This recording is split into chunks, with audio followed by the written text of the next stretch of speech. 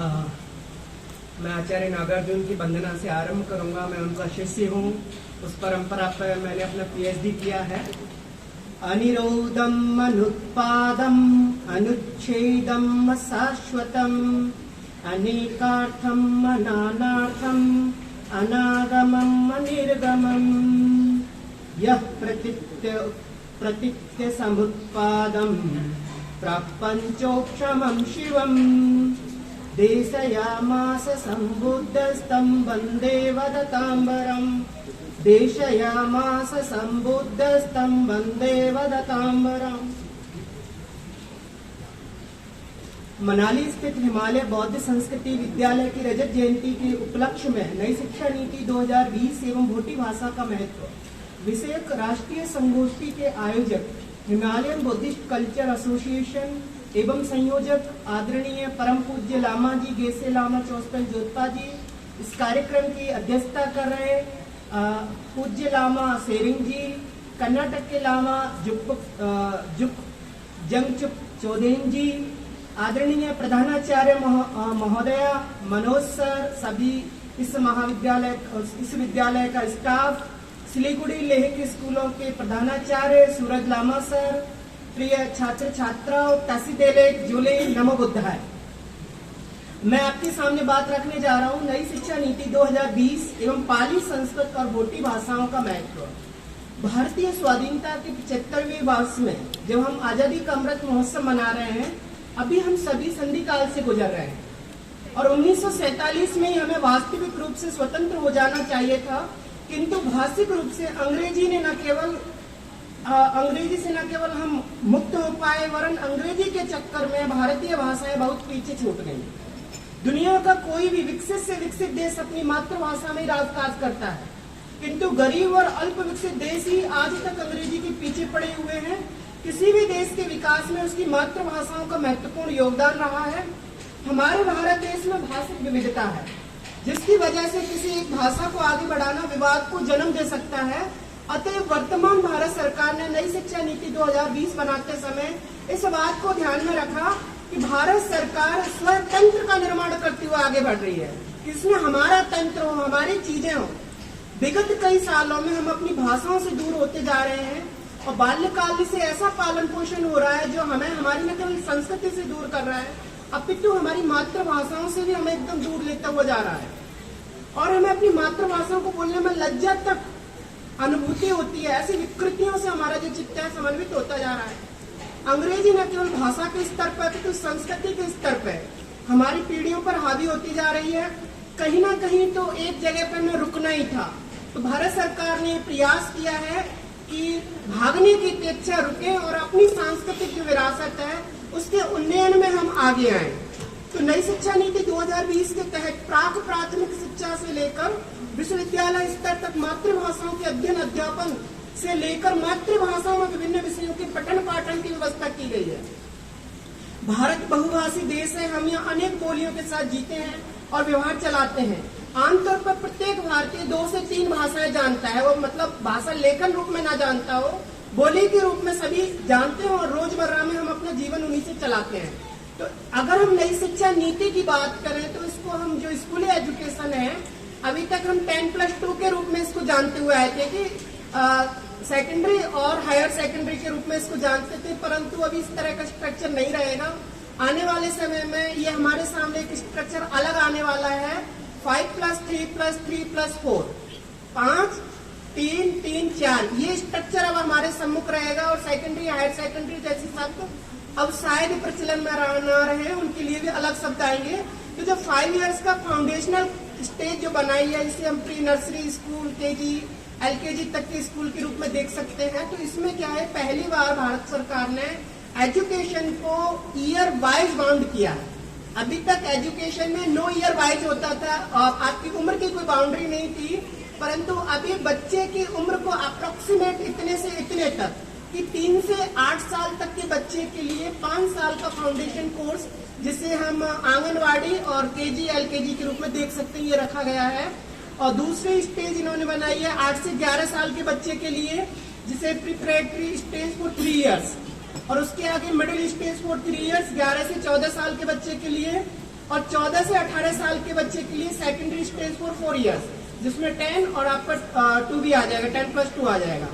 तो ये जो स्कूली एजुकेशन है, अब तक जो सर बता रहे थे, हम 3 स्तरीय जो भाषा फॉर्मूला अपनाए हुए थे, तो अभी इस तरह का नहीं रहेगा। मातृभाषाओं में पठन पाठन के साथ में आपकी हर एक सामग्री भी अवेलेबल होगी, और इसका जो एक बहुत बड़ा प्रभाव भविष्य में हमें दिखाई देगा कि भारत की अभी तक हमें कई सारी परंपराएं हमारी लुप्त हो चुकी हैं। कल अंडमानीज भाषा का सर ने चर्चा किया था, जब सर लामा जी हम जेएनयू पढ़ रहे थे, तो हमारे प्रोफेसर थे, प्रोफेसर गिरीशनाथ झा जी, उन्होंने अंडमानीज का पूरा व्याकरण, ग्रामर और ये जो उनकी स्पीच है उसको प्रिजर्व करके रखा है कि भविष्य में अगर कोई व्यक्ति इस पर काम करेगा तो उस भाषा को बोल पढ़ लिख सकते हैं। तो मातृभाषाओं में जब ये शिक्षाएं आएंगी तो हो सकता है बहुत अच्छे इंजीनियर यहाँ से निकले। दुनिया के किसी भी, अगर हम फ्रांस की बात करें तो वो लोग फ्रेंच में लिखते हैं, इंग्लिश में नहीं लिखते हैं। अगर हम रशिया की बात करें, रशियन में लिखते हैं। जापान के लोग जापानीज में लिखते हैं, कोरिया के लोग कोरियन में लिखते हैं। तो हम लोग क्यों इंग्लिश के पीछे पड़े? तो क्योंकि हमारा जो चिंतन और मनन है वो बहुत तरह से प्रभावित होता है। जिस भाषा में हमारे सपने आते हैं उस भाषा में अगर हमारा पठन पाठन हो जाए तो स्वाभाविक है कि दोबारा इस धरती से आचार्य नागार्जुन, आचार्य चौखम्पा जैसे विद्वान फिर से पैदा होने लगे, क्योंकि हम अपनी संस्कृति से दूर हो गए। और सांस्कृतिक चेतना से जब दूर होता है आदमी तो बहुत दूर हो जाता है। अपनी जड़ों से कटा हुआ आदमी कभी विकास नहीं कर पाता। पैसे कमा सकते हैं परंतु आपका मन का जो विकास है, आपके धर्म, संस्कृति, दर्शन का विकास आपकी जड़ों से जुड़ने पर ही होता है। तो ये प्राइमरी एजुकेशन के बाद हायर एजुकेशन का भी मॉडल गवर्नमेंट ने रखा है। अभी तक हम 3+2 मॉडल था हमारा हायर एजुकेशन में, 3 साल का ग्रेजुएशन और 2 साल का एमए का कोर्स और उसके बाद 5 साल का पीएचडी और 2 साल का एमफिल होता था।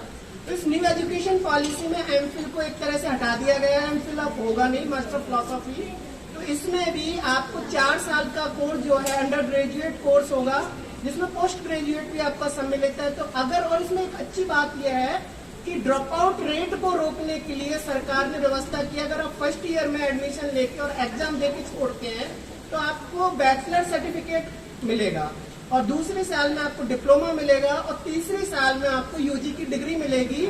अगर चौथी साल लगातार पढ़ लेते हैं तो आपको यूजी प्लस पीजी की डिग्री मिल जाएगी। और इसके साथ ही आपका जो 4 इयर्स का आपका पीएचडी का इसमें टर्म दिया गया है। तो अब इन सारी चीजों को जब हम अपनी पाली, संस्कृत, भोटी और अपभ्रंश की भाषाओं में देखने की कोशिश करते हैं, विशेषकर हम बौद्ध धर्म के संदर्भों में देखें तो बौद्ध धर्म के संदर्भ में क्लासिकल लैंग्वेज और मॉडर्न लैंग्वेज को हम देखना चाहिए। तो हमारी जो क्लासिकल लैंग्वेज है वो पाली, संस्कृत और अपभ्रंश, और इसके साथ ही बुद्धिस्ट हाइब्रिड संस्कृत लैंग्वेज है। ये 4 भाषाएं बौद्ध धर्म की प्राचीन परंपरागत भाषाएं रही। भगवान बुद्ध की देशनाएं, उनके सारे प्रवचन जो है पाली में सन्निहित हैं।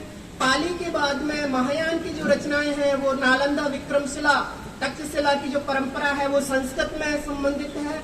और जनमानस में जो नवधर्मा ग्रंथ थे जो नेपाल से में प्राप्त हुए हैं, सद्धर्म कुंडरीक हो, अवतंसक सूत्र हो, प्रज्ञा पारमिता सूत्र हो, लोटस सूत्र हो, ये सारे जो नवधर्मा ग्रंथ बुद्धिस्ट हाइब्रिड संस्कृत लैंग्वेज में लिखे गए हैं। और जो हमारी सिद्धों की परंपरा है, जो दोहा विधर्म कोश भाष्य है, हमारे सरहपा, कणपा, चमरपा, लमरपा, जितने भी 84 सिद्ध थे, अपभ्रंश भाषा में उनके ग्रंथ हमें प्रिजर्व हुए मिलते हैं।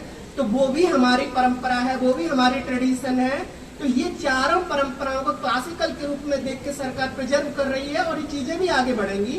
परंतु बुद्धिज्म की जो भारत में हम बात करते हैं तो लिविंग ट्रेडिशन में हमारे पास बुद्धिज्म की ना तो पाली परंपरा जीवित है, ना संस्कृत परंपरा जीवित है, ना अपभ्रंश की परंपरा जीवित है, पर भोटे की परंपरा हमारी जीवित है। और इसके लिए हम शुक्रिया अदा करते हैं हमारे हिमालयन बेल्ट के जितने भी भोटी भाई बहन हैं, जितने भी परम पूज्य लामा संघ है, कि जिनके बदौलत गुरु रिम्पोचे जो लोग हैं जिन्होंने इस परंपरा को जीवित रखे हुआ, इतनी कठिन और विकट परिस्थितियों में भी भोटी परंपरा के माध्यम से बौद्ध धर्म हमारे बीच में आजीवित है। तो सबसे पहला प्रयास तो हमारा जो जीवित है उसको बचाने के लिए करना चाहिए।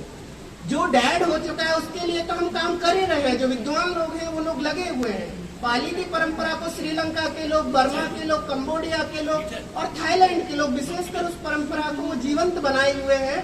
और वो परंपरा वहाँ प्रिजर्व रहेगी और भविष्य में भारत में वापस लौटेगी।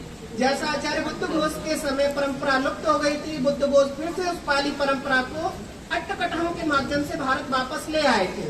तो भोटी हमारी जीवित ट्रेडिशन है। इस भोटी को हमें जनमानस तक ले जाना है कि मैदानी भागों के लोग भी इस चीजों को पढ़ें, और जब सरकारी स्तर पर व्यापक प्रयास होते हैं तभी वो चीजें आगे बढ़ती हैं। और परम पूज्य लामा चौस्कल जोतपा जी, जिनके हर प्रोग्राम में भोटी भाषा कहीं ना कहीं आगे होती है और वो इस क्षेत्र में प्रयास कर रहे हैं, और वो दिन दूर नहीं जब भोटी 8वीं अनुसूची में सम्मिलित की जाएगी और उसके बाद जब भोटी अकादमी या भोटी संस्थान बनेंगे पूरे भारतवर्ष में, तो अन्य लोग भी इस विषय को पढ़ने की और इस भाषा में काम करने की ओर प्रवृत्त होंगे। जरूरी है, क्योंकि हम सभी लोग एक कंपोजिट कल्चर का हिस्से, एक सामाजिक संस्कृति में हम लोग रहते हैं। तो जब तक हमारी बात को दूसरा नहीं जानेगा, उसकी बात को हम नहीं जानेंगे, उस भाषा का आगे बढ़ना बहुत मुश्किल है। तो भोटी को आदरणीय परम पूज्य रिम्पोचे जी लामा जी बैठे हुए हैं, तो भोटी के बड़े विद्वान हैं, और मैं तो अभी एक नन्हा शिशु हूँ, मैं इन बच्चों की तरह ही हूँ भोटी में। मैं भी इसको सीखने की ओर अग्रसर हो रहा हूँ, प्रयास कर रहा हूँ, और ये मेरी बड़ी खुश नसीबी होगी कि भविष्य में अगर मैं भोटी सीख पाता हूँ तो ये मेरे लिए सुखदायक होगा, जो क्योंकि एक भाषा को सीखना एक संस्कृति को जीने के समान होता है। और भोटी भाषा के विकास के लिए कुछ प्रयास, जैसा कि हम पाली और संस्कृत के लोग करते हैं लामा जी, उस तरह के प्रयास अगर भोटी के लिए भी किए जाएं तो हो सकता है कि चीजें और जल्दी काम हो जाए। क्योंकि हमारे जो छोटे बच्चे हैं, इनका जो माइंड स्किल होता है बहुत अच्छा होता है, एक कोडिंग और डिकोडिंग बहुत अच्छे ढंग से समझ जाते हैं। कोडिंग को समझने के लिए बहुत सारी चीजें रटनी पड़ती हैं, HTML हुआ, जावा हुआ, JSP, जावा सर्वर पेज वगैरह। तो छोटे बच्चों को अगर हम प्राइमरी स्टेज से कोडिंग वगैरह सिखा दें, तो कंप्यूटर को अगर इन्होंने हैंडल कर लिया, तो ये चीजें फिर इनके लेक्सिकन बनाना है, चाहे टूल्स बनाना है, मल्टीमीडिया बनाना है, एनिमेशन बनाना है, ऑनलाइन डिक्शनरी वगैरह क्रिएशन है, ये काम बहुत आसान हो जाता है। और ये बच्चे ही ज्यादा आसानी से कर पाते हैं, क्योंकि उनकी बुद्धि जो है आम मनुष्य की अपेक्षा बहुत ज्यादा तेज होती है, और वो चीजों को नानुकुर करते हुए सीधा सीखते हैं। उसमें ज्यादा तर्क वितर्क नहीं होता। बड़ा आदमी तर्क वितर्क करता है, छोटा बच्चा तर्क वितर्क ना करके चीजों को आगे की ओर बढ़ता है, सीखने की ओर। तो वो बहुत जरूरी है कि हम बच्चों को प्राइमरी स्टेज से ही कंप्यूटर का ज्ञान दें, और कंप्यूटर की भी जो एडवांस टेक्नोलॉजी है उन चीजों से बच्चों को रूबरू कराएं। दूसरी चीज है कि हम भोटी भाषा में पॉपुलर कल्चर को जीवंत करें, जो भोटी के म्यूजिक बनाए, भोटी के इंस्टाग्राम रील्स हैं, फेसबुक पे छोटे छोटे वीडियो डालें, और उस तरह की जो मूवीज क्रिएशन करें, कुछ अच्छी फिल्में भी बनाएं जिससे लोग देखें, सबटाइटल के साथ में दें, जिससे कि लोग धीरे धीरे उन चीजों को, जब वो पॉपुलर कल्चर का हिस्सा बनता है तो चीजें ज्यादा जनमानस में जाती हैं व्यापक स्तर पर। और जो ट्रेडिशनल भोटी का म्यूजिक जो सिस्टम है, जिसको वैश्विक धरोहर के रूप में, अब जो चैंटिंग ट्रेडिशन है हमारी लद्दाख की, वैश्विक धरोहर के रूप में स्वीकार किया जा चुका है यूनेस्को के द्वारा, उस ट्रेडिशन को भी जनमानस के लिए लेके जाने के लिए हमें प्रयास करना है कि वो जितना सोशल मीडिया में होगा लोगों तक ज्यादा बात पहुंचेगी। और ट्रांसलेशन और मशीन ट्रांसलेशन की ओर भी हमें आगे बढ़ना है। तो हम ऐसे टूल्स डेवलप कर सकते हैं। अभी मैथिली का एक टूल्स डेवलप किया है लामा जी। मैथिली का कंप्यूटर पर कोई टूल्स नहीं था, अभी आप गूगल से मैथिली ट्रांसलेशन कर सकते हैं। संस्कृत का टूल्स आ चुका है, गूगल में उसको सर्च किया गया। तो हम इस तरह का जो लेक्सिकन्स को बनाने के काम है, टूल्स एंड टेक्निक के, वो आगे कर सकते हैं, जिससे कि भोटी जो है व्यापक स्तर पर लोगों तक पहुंचे। और इन सब चीजों को करने के साथ ही सारी चीजों का प्रभाव तभी होगा जब हमारी जो युवा पीढ़ी है, और उसमें भी हमारे जो नौनिहाल हैं, ये नौनिहाल इस चीज को आगे लेके जाएंगे। और तभी जब ये तैयार होंगे, तभी हमारी नई शिक्षा नीति 2020 का इफेक्ट भी दिखाई देगा, अगली पीढ़ी तक ही इस चीज का इफेक्ट दिखाई देगा। तो इन्हीं चीजों के साथ मैं परम पूज्य लामा जी, रिम्पोचे जी और सभी का धन्यवाद ज्ञापन करता हूं कि आपने मुझे समय दिया और बड़े ढंग से सुना। नमो बुद्धाय।